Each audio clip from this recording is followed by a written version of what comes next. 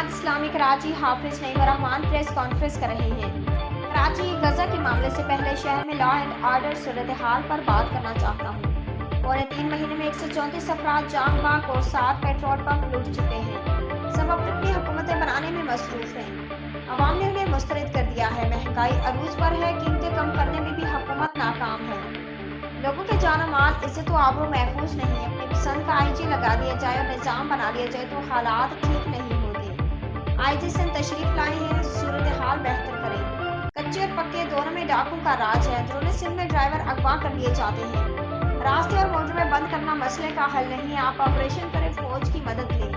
डाकू राज असल में हुकूमत में बैठे हुए लोगों की वजह है। कुछ तो एहसास करें, हुकूमत तबका सेनेट के इलेक्शन कानून साजी में मसरूफ है और आवाम के हालात बद से बदतर हो रहे हैं।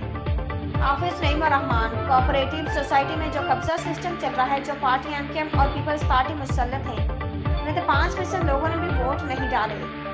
ये सदर बन गए हैं, सब हो गया है, लेकिन कब्जा सिस्टम बना लिया है।